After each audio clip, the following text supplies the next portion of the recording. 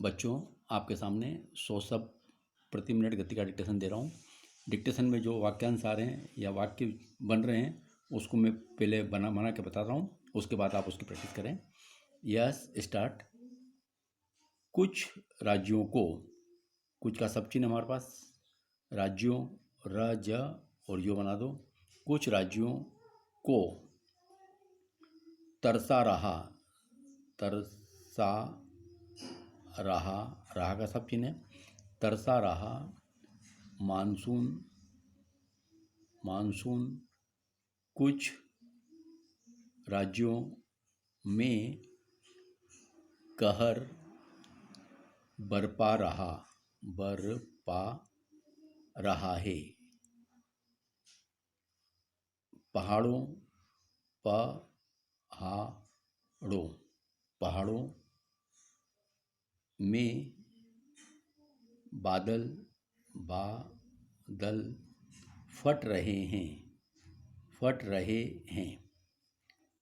तो उत्तर प्रदेश, उत्तर करके प्रदेश लगा दें, आधा कर दें, राजस्थान और मध्य प्रदेश, माँ को आधा करके प्र को आधा कर दें, मध्य प्रदेश में बिजली, बिजली का सब चिन्ह है, लाइन को काट के, बिजली और बिहार, लाइन को काट के, बिहार, राजस्थान के नीचे भी टिक लगाएं और मध्य प्रदेश के नीचे भी टिक लगाएं। बिहार में पहले से, पहले का सब चिन्ह है, पहले से बाढ़ से अनेक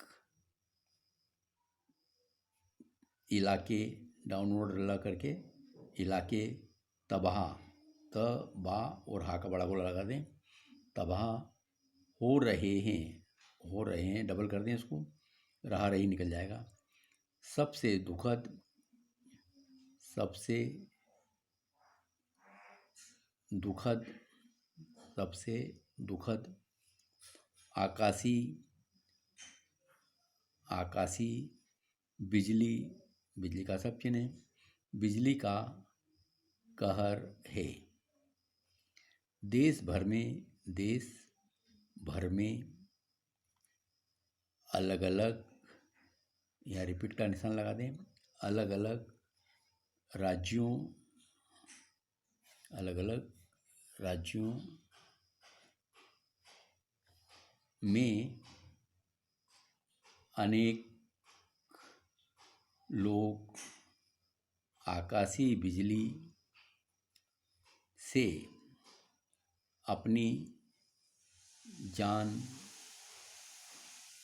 गंवा चुके हैं, चुके क से काट देंगे, चुके हैं। राजस्थान में 11 जुलाई तक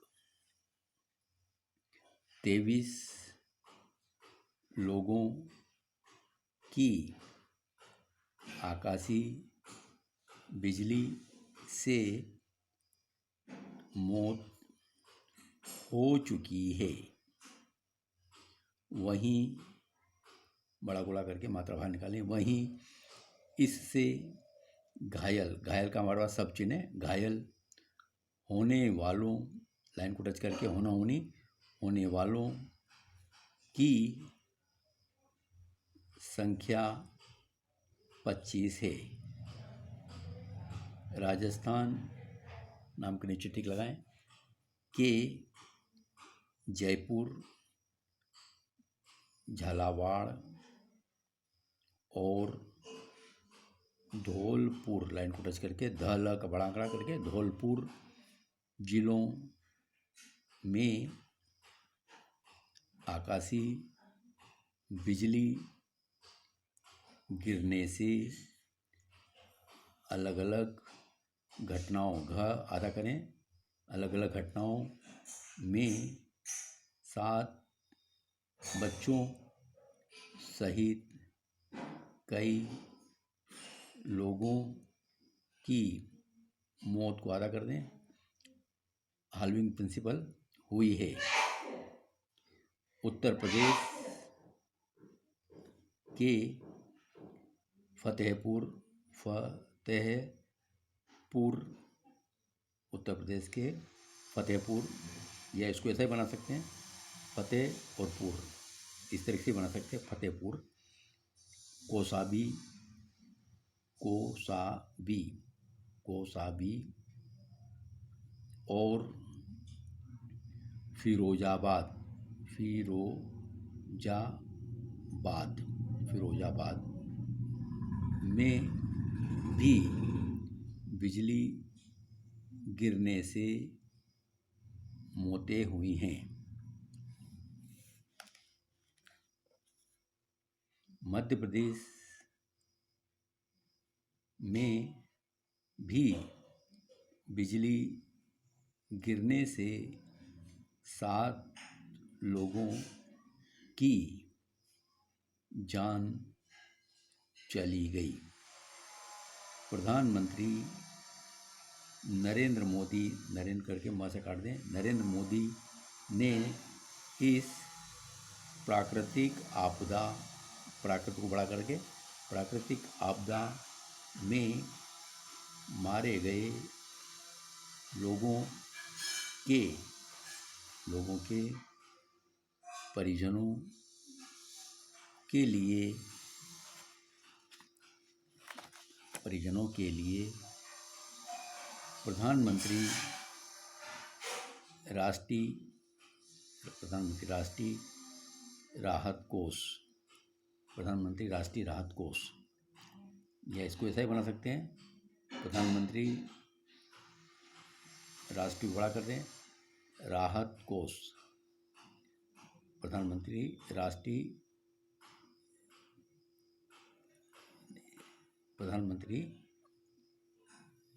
राष्ट्रीय राहत कोष से 2-2 लाख रुपए, 2-2 लाख रुपए और घायलों के लिए 50-50 हजार रुपए, 50,000 मुआवजा की घोषणा की है। उधर धर्मशाला के भागसू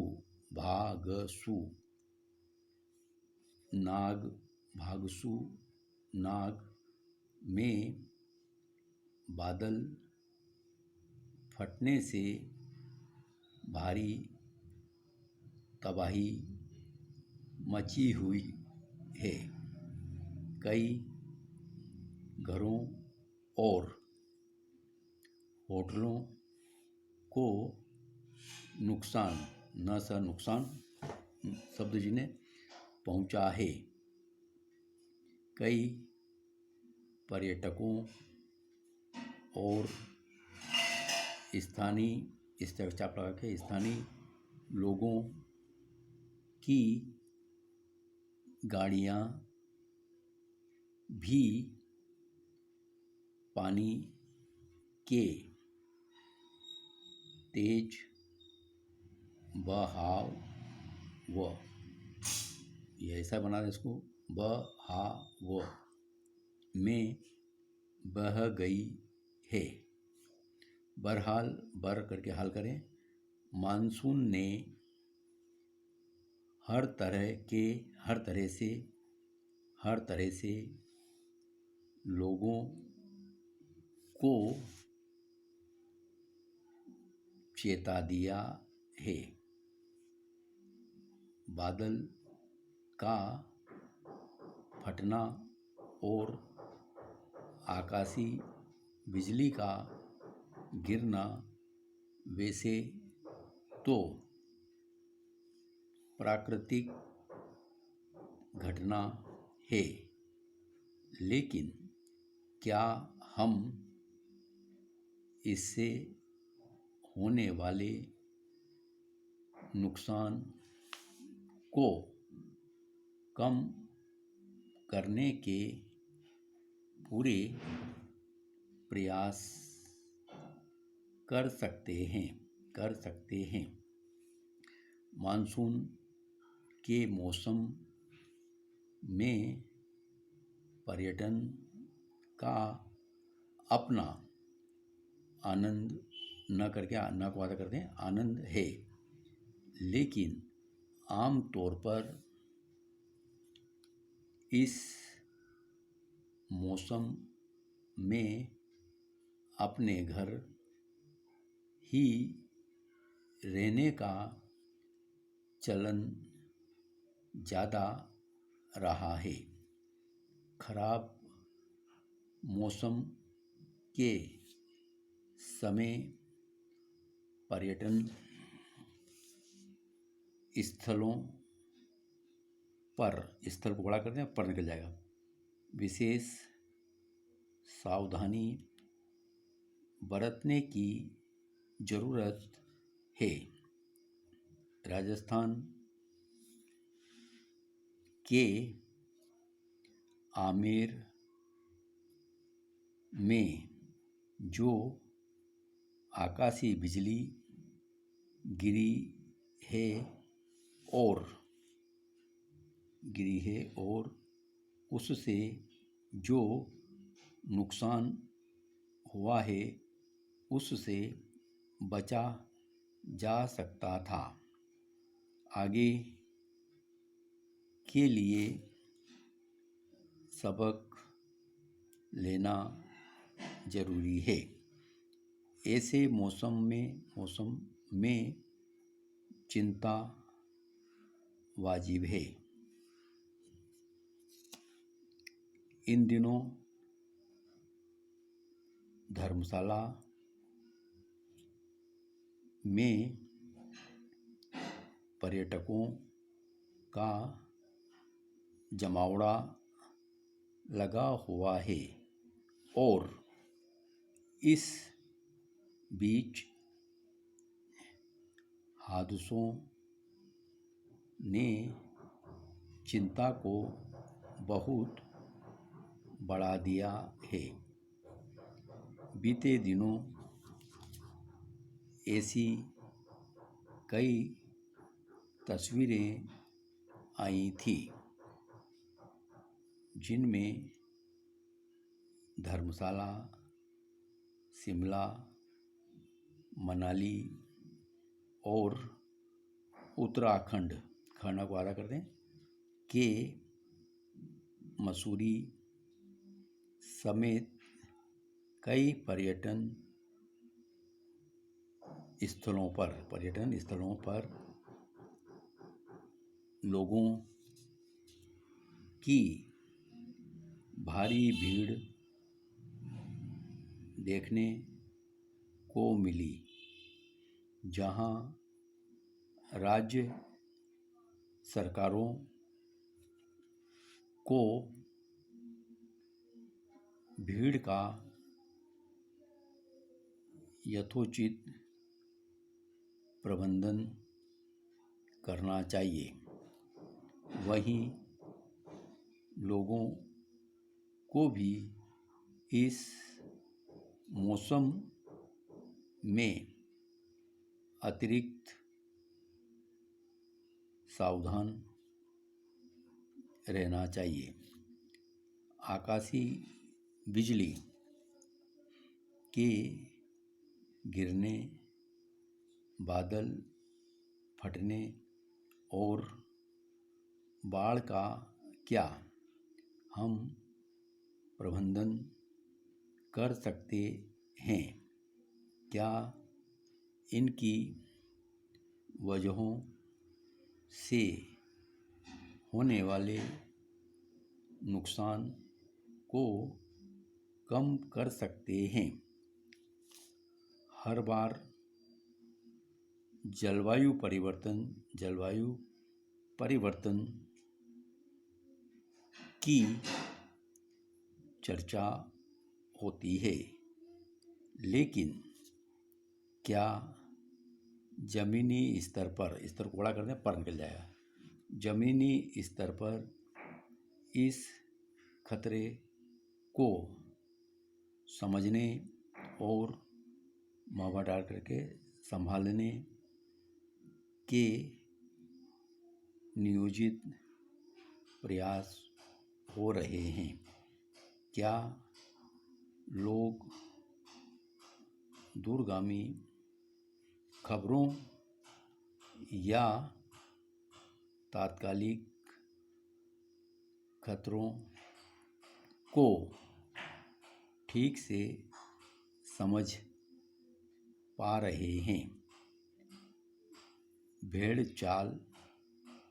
भेड़ चाल और प्राकृतिक संसाधनों का ज़रूरत से ज़्यादा अनियंत्रित, यहाँ का आंकड़ा लगाएं, अनियंत्रित दोहन हमारे लिए समस्या बढ़ता जा रहा है। आगामी मौसम संबंधी भविष्यवाणियों को गंभीरता, सब चीज़ें ता लगा दे, गंभीरता से लेने की ज़रूरत है। जहाँ जहाँ भारी बारिश के अनुमान हैं, वहाँ विशेष रूप से आपदा प्रबंधन के पूरे इंतजाम करने पड़ेंगे। आगे देखें। उन इलाकों में मौजूद पर्यटन और अन्य महत्वपूर्ण स्थलों बढ़ा करके पर निगरानी बढ़ाने की ज़रूरत है। आम लोगों तक विशेषज्ञ सलाह पहुंचाना भी समय की मांग है।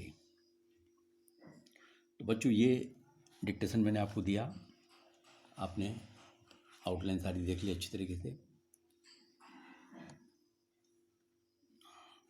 अब मैं इस डिक्टेशन को दे रहा हूँ, जिसको आपको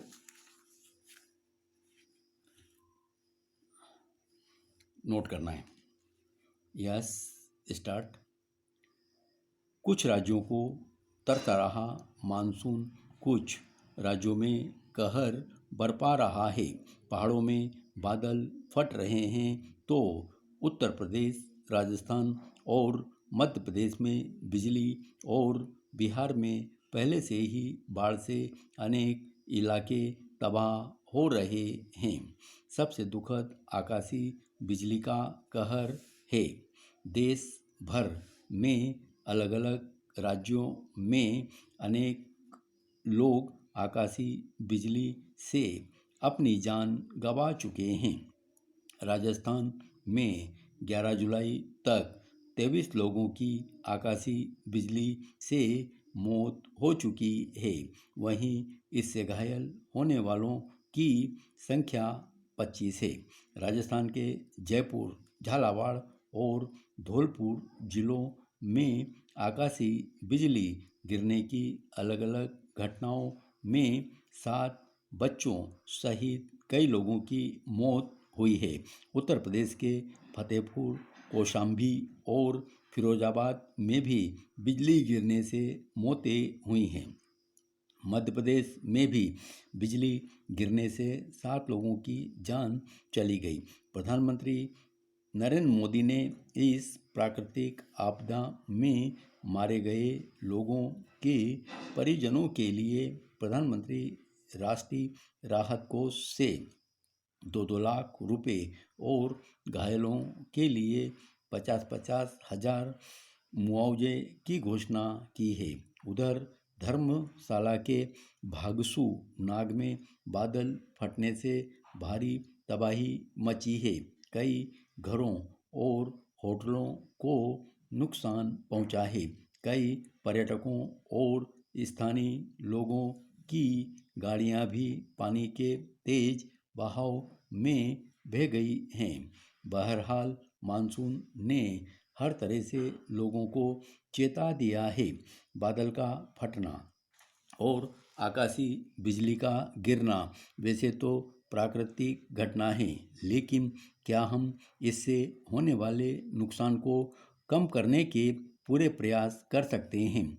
मानसून के मौसम में पर्यटन का अपना आनंद है, लेकिन आम तौर पर इस मौसम में अपने घर ही रहने का चलन ज़्यादा रहा है। खराब मौसम के समय पर्यटन स्थलों पर विशेष सावधानी बरतने की ज़रूरत है। राजस्थान के आमेर में जो आकाशीय बिजली गिरी है और उससे जो नुकसान हुआ है, उससे बचा जा सकता था। आगे के लिए सबक लेना जरूरी है। ऐसे मौसम में चिंता वाजिब है। इन दिनों धर्मशाला में पर्यटकों का जमावड़ा लगा हुआ है और इस बीच हादसों ने चिंता को बहुत बढ़ा दिया है। बीते दिनों ऐसी कई तस्वीरें आई थी जिनमें धर्मशाला, शिमला, मनाली और उत्तराखंड के मसूरी समेत कई पर्यटन स्थलों पर लोगों की भारी भीड़ देखने को मिली, जहां राज्य सरकारों को भीड़ का यथोचित प्रबंध करना चाहिए। वहीं लोगों को भी इस मौसम में अतिरिक्त सावधानी रहना चाहिए। आकाशीय बिजली के गिरने, बादल फटने और बाढ़ का क्या हम प्रबंधन कर सकते हैं? क्या इनकी वजहों से होने वाले नुकसान को कम कर सकते हैं? हर बार जलवायु परिवर्तन की चर्चा होती है, लेकिन क्या जमीनी स्तर पर इस खतरे को समझने और संभालने के नियोजित प्रयास हो रहे हैं? क्या लोग दूरगामी खतरों या तात्कालिक खतरों को ठीक से समझ पा रहे हैं?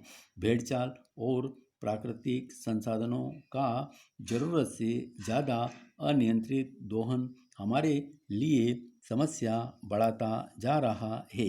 आगामी मौसम संबंधी भविष्यवाणियों को गंभीरता से लेने की ज़रूरत है। जहाँ जहाँ भारी बारिश के अनुमान हैं, वहाँ विशेष रूप से आपदा प्रबंधन के पूरे इंतजाम करने पड़ेंगे। उन इलाकों में मौजूद पर्यटन और अन्य महत्वपूर्ण स्थलों पर निगरानी बढ़ाने की ज़रूरत है। आम लोगों तक विशेषज्ञ सलाह पहुंचाना भी समय की मांग है। बच्चों, धन्यवाद।